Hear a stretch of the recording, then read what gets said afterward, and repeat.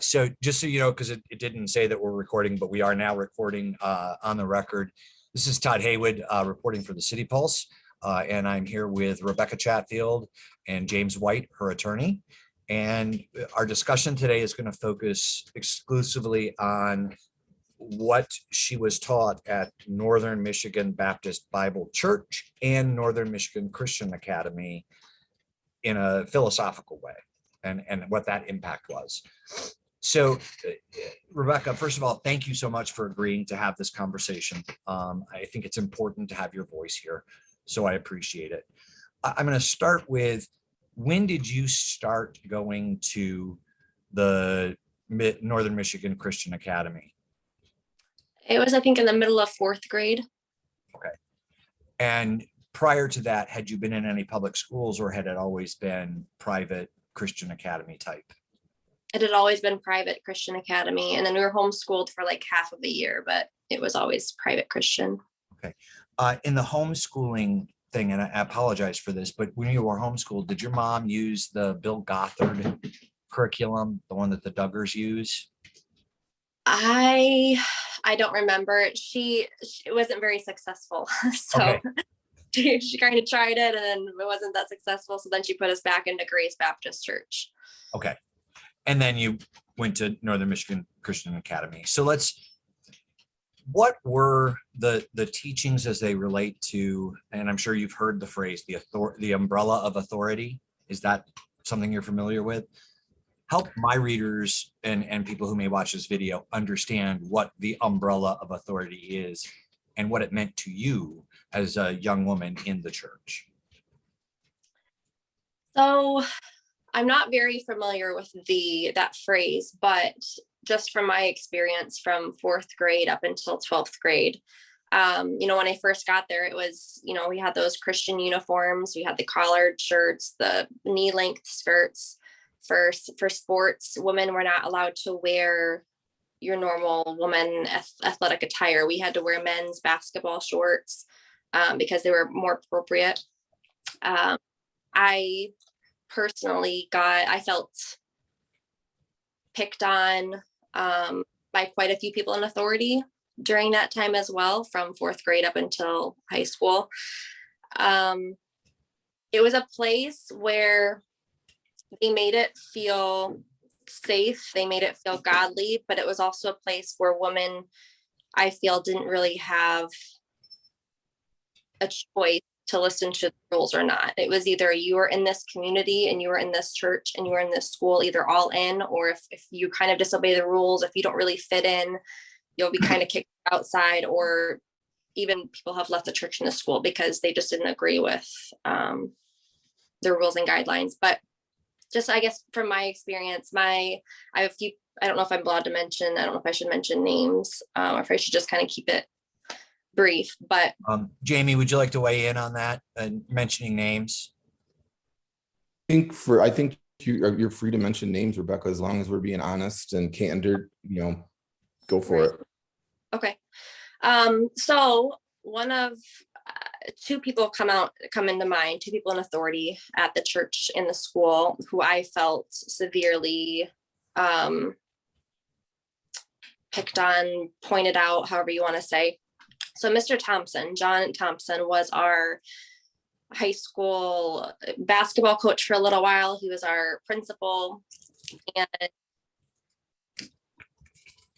there were times, I think it was more in middle school, he would, every Monday at school, he would start off the day with, he would even call people out. He'd be like, okay, everyone stand up in the audience. Like, all the students stand up.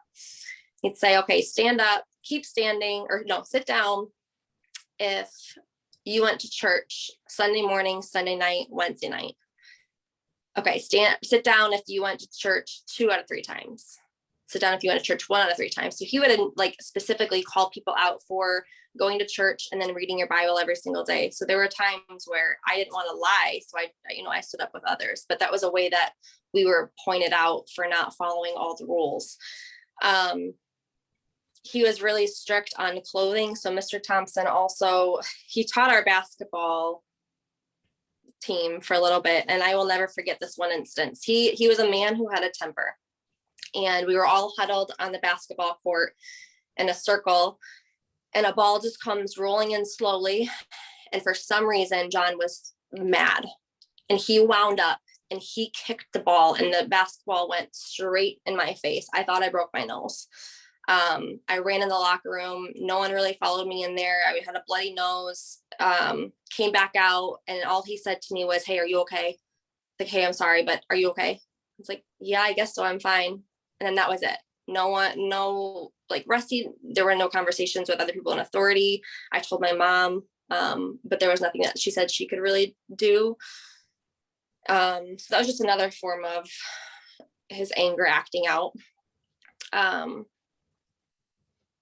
Beverly Van Diat was another person. She was our high school volleyball coach, and she really picked on me. Let's say if my basketball shorts were above my knee, she'd make me go change. But then I'd see other girls come out in the court and they'd have, shorts above the knee. And I just felt like I was singled out a lot of those times for stupid little rules.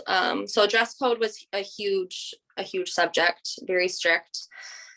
As far as a school, it's like you were looked at differently if you went to our school and didn't go to our church. So let's say we had quite a few kids who came to our school, but then went to a different church, and they would either get picked on, or even, I remember Rusty, I'm trying to think of an example.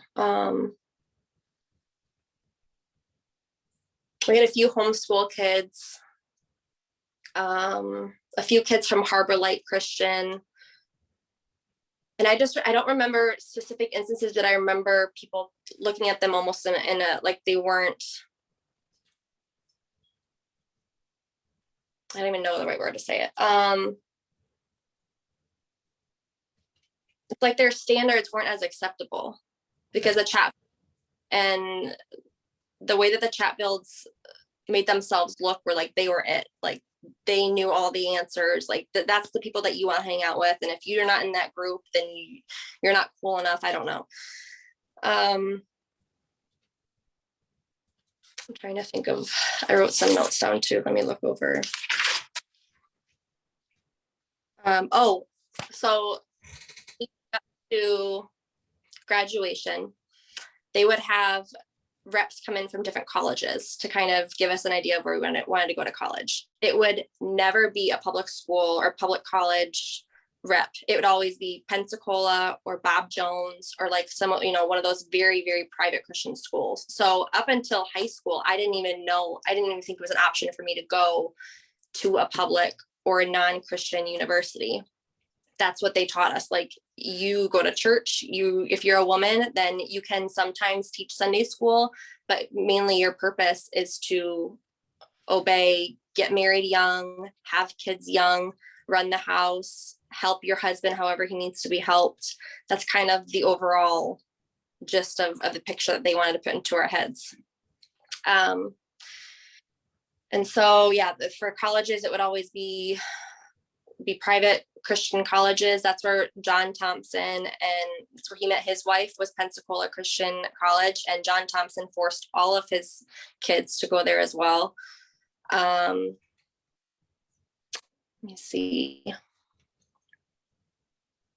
I didn't know of anyone who was a therapist, who was an entrepreneur, who was a woman speaker. I didn't have any connections while I was going to that church and school as well. And so really, all the advice and everything that I had been learning was from what Rusty had been teaching from the pulpit, and then what I had been learning in the church and the school. Okay. So since you weren't familiar with the term of the umbrella of authority, let me sort of share it with you, because I think you've described it. I just don't think you realize it. So the umbrella of authority, I've been told, is that there's God, mm-hmm. then the pastor, mm-hmm. then the father, like in a family, and the mother, then the children, usually the male children first and the female children last. Mm-hmm. You've definitely described that, what you've just talked about. Yeah. Does that make sense to you now when it's explained that way, that was a deliberate setup? Yes, absolutely. Was there any time where you were encouraged to question or challenge or ask Rusty, the pastor, in terms of his teachings? I wouldn't, but his other sons would. So Paul, Aaron, Lee, Nate, they would constantly have very heated discussions in the home. I was never one to speak out because I'd always been pressured to keep my voice quiet. And if I had a question, I would have to ask someone in private. Like we women were not really allowed to raise questions like that, at least in public settings. So yeah, that makes sense. Okay. So one of the other things, there's video of Lee in 2014 defending the school's use of paddling or spanking. Talk to me a little bit about what the thought process was behind paddling or spanking in the school system as you understood it. Yeah, so one of my first memories of men or boys getting paddled in the school was when I was, I think, in middle school. I had heard rumors about how, some kids were starting to flick staples at each other. And one day John Thompson, he came in and saw them flicking staples, and he ended up paddling two of the boys that started the staple fight. He would take them in the office, whip them with a paddle. It was always the boys. I wasn't aware of any women that were getting paddled, but I remember multiple instances for boys getting paddled. I'm not sure if I don't think my two younger brothers were ever paddled because of the short amount of time that they were in there. Okay. Are you aware of any instances where families were taught from the pulpit that spanking was an appropriate tool for raising your children? Yes. So what was that teaching? That was my whole upbringing. My mom has spanked us since we were 4 months old, because that's all she's been taught from the pulpits. Okay. And did she use her hand or did she use an instrument? She used an instrument at times. Okay. Do you know why it was an instrument versus the hand? Was that ever explained to you? At one point, I remember her spanking me with an instrument on my thigh. So she would not get my butt, she'd get the thigh, and I would cry and say, it hurts. And she goes, no, it doesn't hurt enough yet. It doesn't hurt enough yet. So it's like, I felt like spanking was a tool for parents to get out whatever thing they want to release, but then also make yourself believe, okay, this is your severe punishment for not obeying our rules. And for growing up, I couldn't even ask my mom why. I remember getting spanked at times because I just kept asking why. And that's something that, we weren't taught to ask, or not really allowed to ask. But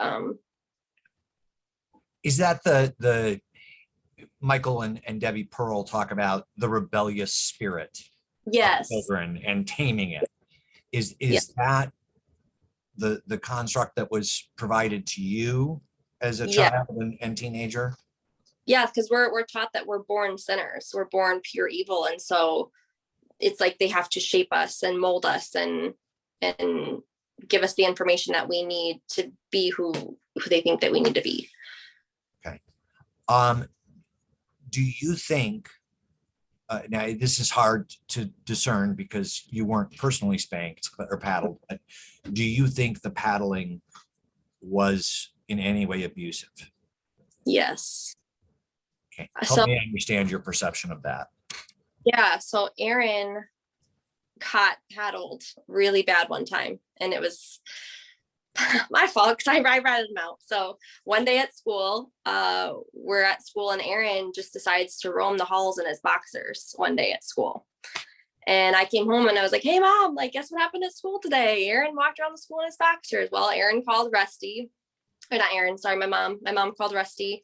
And then the next day, or next few days following, I remember being in the gym and Aaron was playing basketball, and Rusty just comes in and he goes, Aaron. He looks at him and he does this finger thing to help make him come here. And he took him into his office and he gave him some bruises because he just paddled him because of what he did. Okay.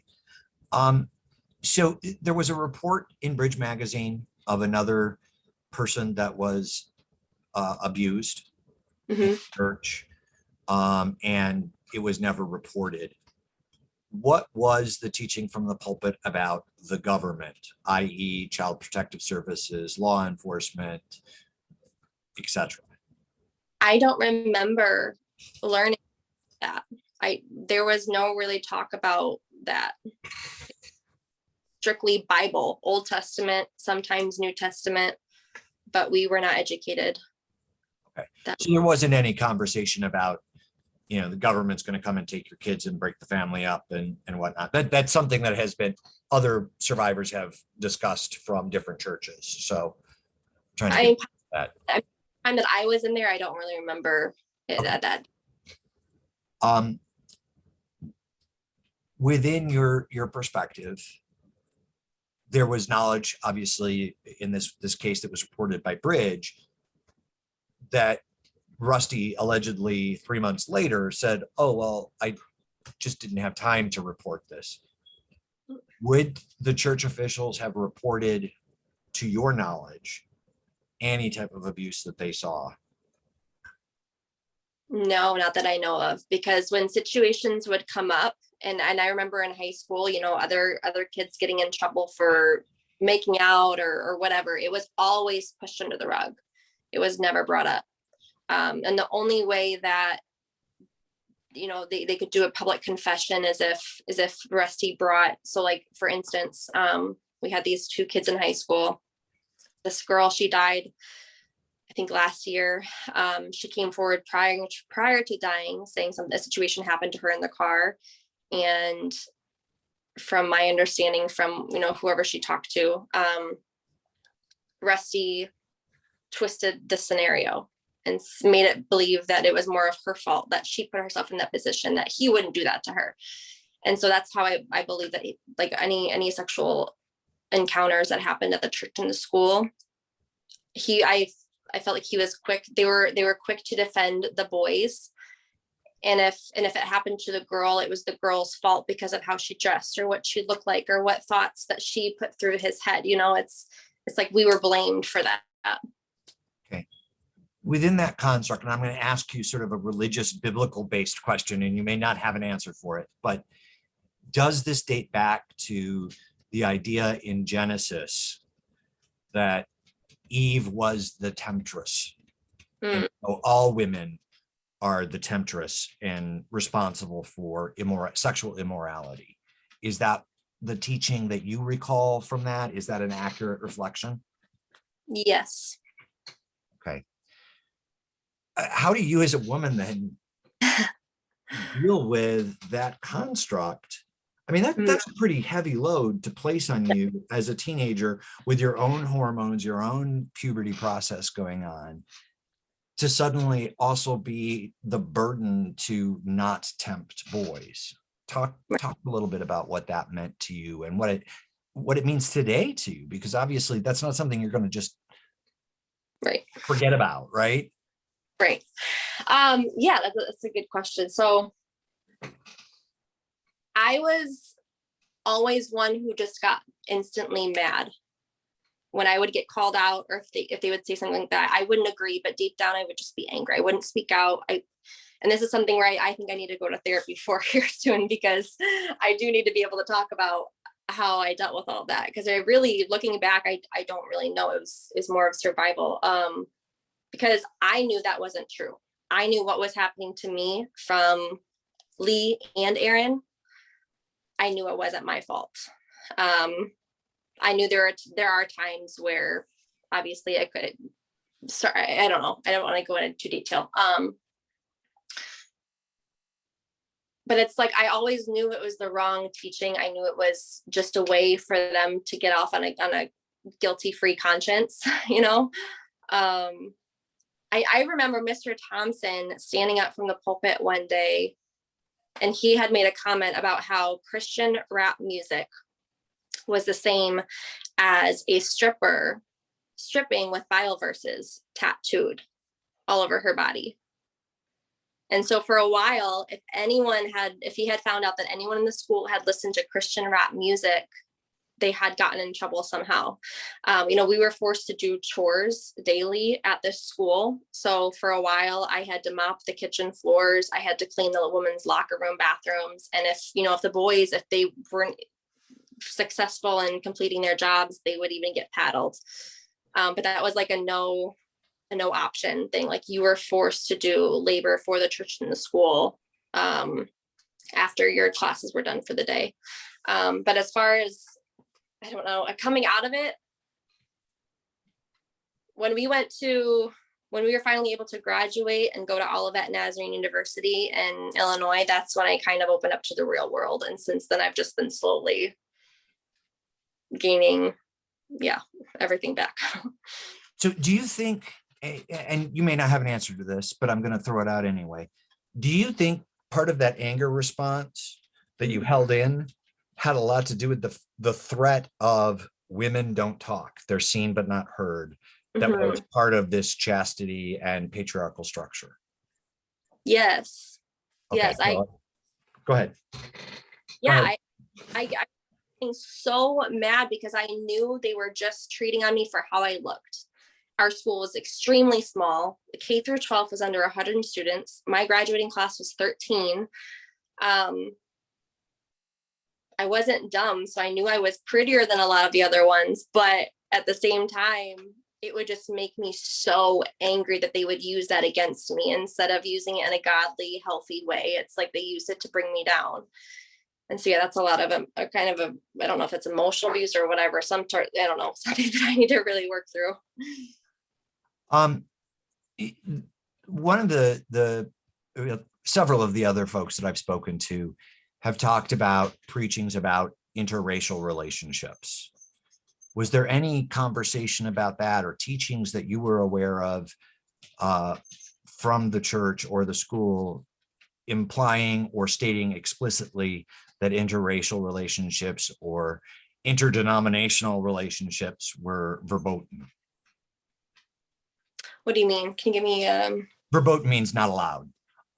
So if you had met an African-American man and wanted to go on a date with a chaperone, as required by the rules, that would have been discouraged. Or that would have been deliberately said, no, that's wrong. Did you have any of that? I don't remember any racial comments or anything, because we even had a few foreign exchange students come over, and so we were friends with a few other kids, besides our, I don't remember anything like that coming out. Okay, where were the foreign exchange students from? Mateus was from Brazil, and then we had another one, I believe, from Hong Kong. Okay. So, and those, I assume those young folks were recruited through the mission trips that were sponsored by and driven by the church? I believe so. Okay. You may not have an answer to this, but I'm going to throw it out again. And I apologize for apologizing all the time, but I'm trying to pull out what I have and circle around. So the Northern Michigan Baptist Bible Church says it's an independent fundamental Baptist church. The other IFBs, Grace Baptist, Ann Arbor Baptist, say they're independent as well.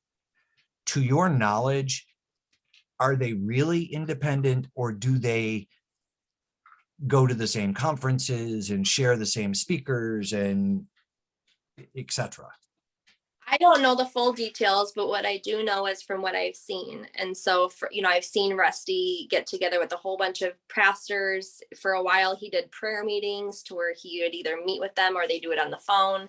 I know he was really well connected with a lot of those other pastors and churches in the nearby areas, but I don't know as far as, how detailed that was, but. Okay. How did, I'm dancing around the edge on this and I apologize, but how did these teachings impact you and Aaron as partners? I mean, you sort of had a shotgun wedding, but there was a lot more there. I want to talk about the interpersonal relationship there and how these teachings impacted you both and how you negotiated them. Right. So I think we definitely had big shocks. We got married. We got engaged and married within 2 months, went to college that fall. We had quite a few big shocks, but I think what kind of saved us is that Aaron and I were very, very both open-minded. And so we knew that how we grew up wasn't it. We knew it wasn't right. We knew there were a lot of, false things, twisted things. A lot of what they said was right, but then a lot of what they said was right or not right. So I think it was important that we both had open minds. Aaron had a much harder time adjusting than I did, saying no to things that he should have said no to. But also, it's like we were just shocked. It was like coming out of this small cult and then coming to this Christian school, which they really degraded drinking. Like if you were to either drink or smoke, like that was a huge no, but everything else is basically okay. He got in trouble a few times at the colleges because of drinking and other things like that. And so we've definitely not had the easiest road, but I don't even know how to explain it because I'm still figuring it out. That's fair. That's fair. I mean, you don't have to have the answers. I mean, I think we're all still sort of grasping to try and understand the depth and extent of all of this. So don't ever apologize for not having an answer. That's okay. I'm trying to think if there's anything else. Did you ever hear the names of Michael and Debbie Pearl referenced in any conversations? No, I don't believe so. Okay. The Duggars, were they talked about at all? I remember seeing a picture. The Duggars held up a picture of I think a big check that they donated to Lee during the time that he ran for state rep. But I've only a picture of his state rep campaign sign. Yeah. But that, I don't know anything personal about it. All I know is from what I've seen. Well, how big of a deal is it within that the Northern Michigan Bible Baptist Church community that the Duggars were supporting Lee's campaign? See, I don't even know because I wasn't in any of those conversations talking when Lee ran for state rep, and even though I was in the family, I was not involved in the finances and the connections. I was just there to help with the kids. Okay. And then at some state rep, I helped, collect a few checks and would give them to Annie, or I would do some small things, but I wasn't really involved in that. Okay. I think I've covered everything.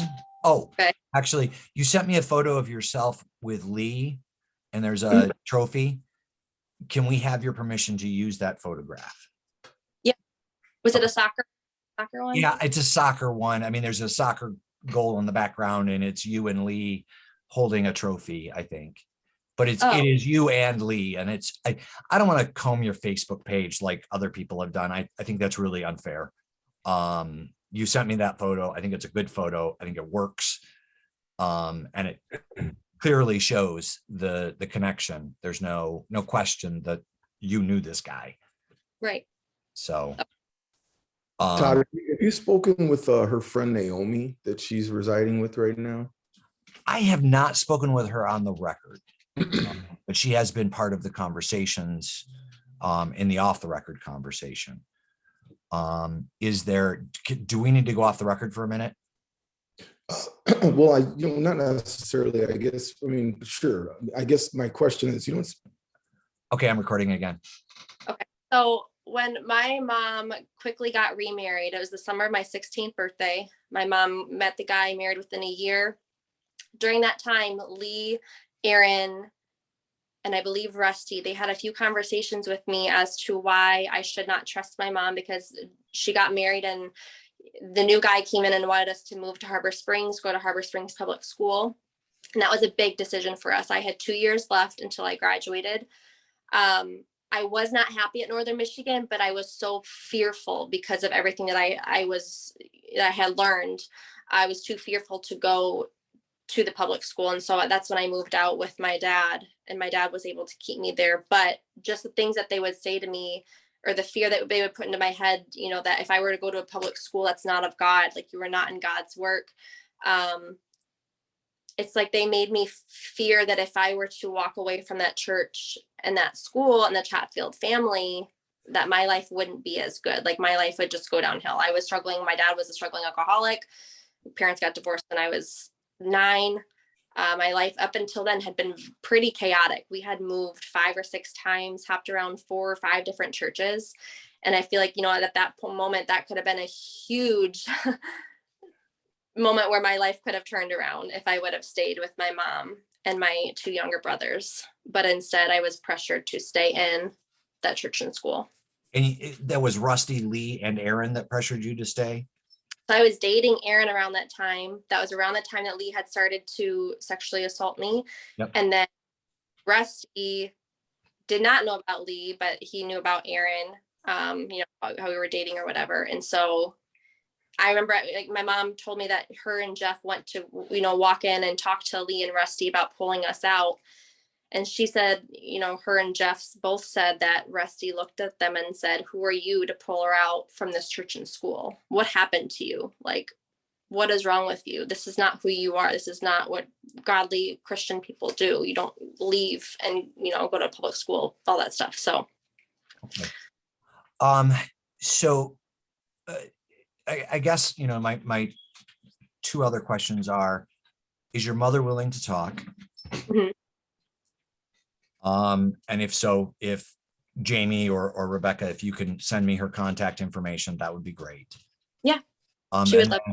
I know Aaron talked to Bridge. I don't want to talk about the allegations. I want to talk about the faith structure that was in place.